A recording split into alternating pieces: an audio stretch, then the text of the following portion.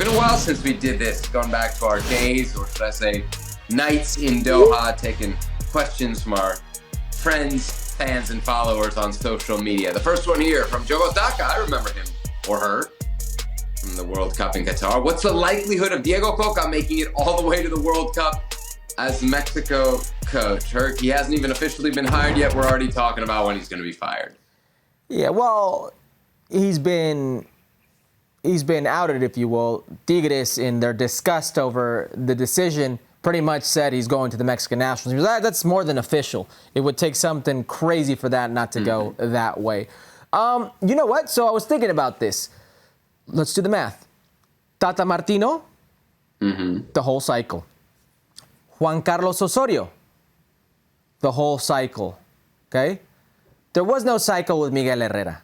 He was the second coach brought in that cycle, and before that, a third coach. There were four coaches used in that cycle. There was an interim. There was an interim tag. Yeah. So I think they're due. And the reason I say this is the only thing that could impede a CONCACAF coach from making it, and a team like the U.S. men's national team, or a team like the Mexican national team, or even the Costa Rican national team, would be an abysmal showing in maybe 3 of the tournaments from now today when we do this show to the World Cup. I'm talking Nations League. I'm talking Gold Cup, which could be expanded, and there could be some very good level there, and Copa America. If you have an abysmal showing and things don't go your way, I don't think Mexico thinks twice about this. So one of my complaints about this hire is that it's not very ambitious. But hires that are not ambitious are also not that expensive, which I think lets you get out, right? It gives you an exit ramp. One of the things we always talked about, Herc, with Tata Martino was the amount of money he was on, and that the Mexican Federation did not want to have to eat that financial bullet. So I think here there is potential for an out, because I don't think he's going to cost all that much money, certainly not compared to some big name like global elite manager. And then beyond that, I think the 2024 Copa America is a pretty serious referendum, dude. You go out there, you have a Juan Carlos Osorio, 7 goals, and even though JCO survived it, I don't know that Diego Costa would. All right, let's get to our next question here. $4 million net he made from Tigres. Well, would have made. That is a lot of money, and they're gonna have to pay him more than that. So you're right. They're gonna be eating some change if they get rid of him. Rodrigo asks, are you cool with the new proposed MLS playoff structure? The details here reported by The Athletic. There's going to be 18 teams in the playoffs, Herc, with best of 3 in the first round. What do you think? You cool with it? No. Do I think it'll happen? Probably no. I think they use, and I've seen this floated around a bit. We've seen this. They gauge the people. Okay, we've seen this. Sure. All right. But why would they want to do this? Okay, why would they want to go best of 3 and like 60-something% of the league getting in? Because they want money. They want more games, which equal more money, which is the gate, the sponsorships, the TV, playoff everything. Home games. Playoff home games. That's where you make your money. Why on earth would the players agree to this?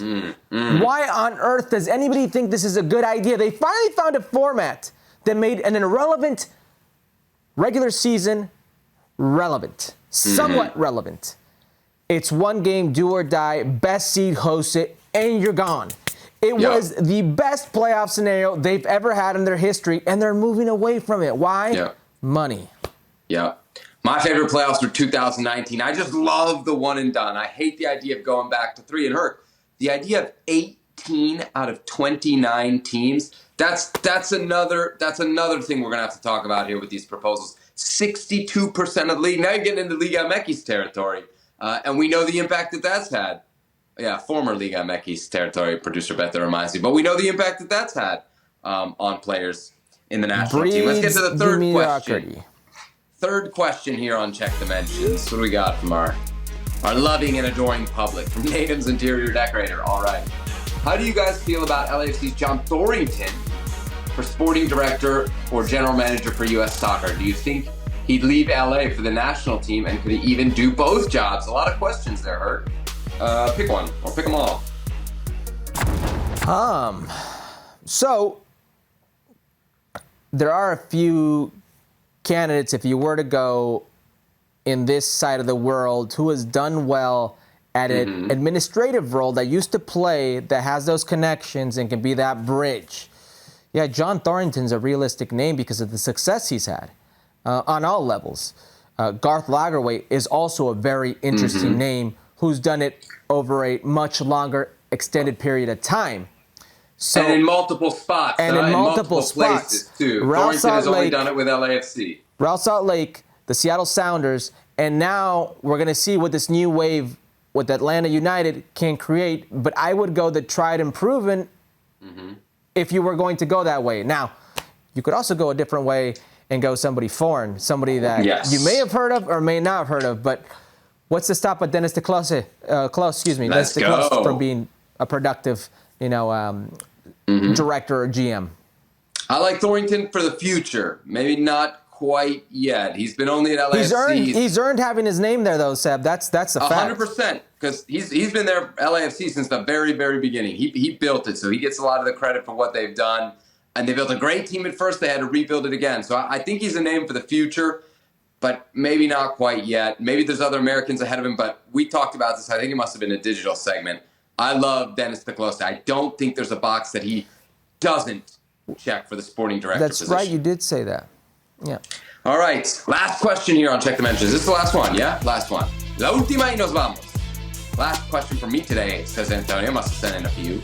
For the 2025 Gold Cup, who would y'all like to compete from Africa, South America, Europe, and Asia, ideally? And can a CONCACAF team win it all? All right, so the 2025 Gold Cup, Herc, which you mentioned, reportedly going to be expanded to 24 teams. There would be 16 from CONCACAF, and then 2 each from Europe, Africa, Asia, and South America. What do you think? Yes. You're asking the guest nations. Okay. Argentina, Morocco, South Korea. Who am I missing? Oh yeah, and then for this, France or Portugal. Ooh, Portugal. Okay. Are you thinking a little CR7, like farewell tour or something? This is 2025. This is a ways away. You see what I did there? Yes. My votes would be England, France for your European teams. Africa was tough. I wanted to say Senegal, Egypt, because you get stars. You get Salah and Sadio Mane. Oh, you're doing 2 from each? You get 2 from each. Yeah, you get 2 from each. Then yeah, okay. Then if I'm going to another African nation, I would have gone. Nigeria has huge expat population here. That would be, you get some great crowds. Yeah, but I'm not thinking about who's here in the States. I'm thinking about who deserves it. I don't go like you, Seb. Puro marketing, Seb, huh? Yeah. Can I go Ghana, though? Just because I think that's a good little crossover with the U.S. Sure. Just make sure Argentina, Brazil are there. Asia, I said Japan. I wouldn't mind seeing Australia after what they did in the World Cup. One thing I would say, Herc, there's potential in that tournament for CONCACAF to get embarrassed. If we really invite all the teams that we're talking about, I could see a U.S., Mexico, Canada, and or all 3, going out before the semifinals. And that would be a bad look. In your own continental tournament, none of your teams make the Final Four?